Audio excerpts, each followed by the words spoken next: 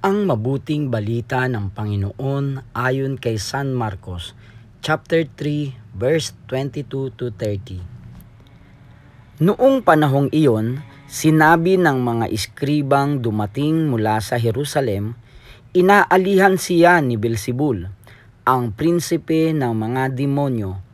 Ito ang nagbigay sa kanya ng kapangyarihang magpalayas ng mga demonyo. Kaya't pinalapit ni Jesus ang mga tao at sinabi sa kanila ang ilang talinghaga.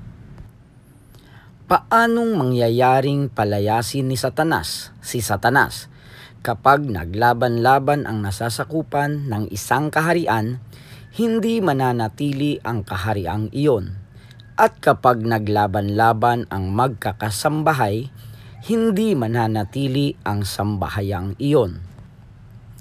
Gayon din naman, kapag naghimagsik si Satanas laban sa kanyang sarili at naglaban-laban ang kanyang nasasakupan, hindi magtatagal at darating ang kanyang wakas.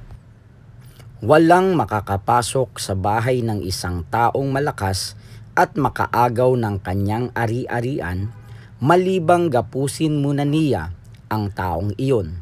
Saka pa lamang niya malolooban ang bahay na iyon.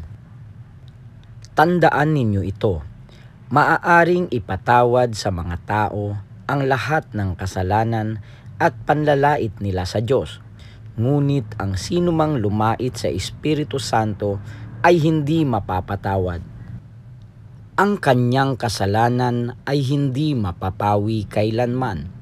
Sinabi ito ni Jesus sapagkat ang sabi ng ilan, inaalihan siya ng masamang espiritu.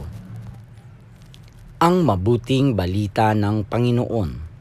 Pinupuri ka namin, Panginoong Hesukristo.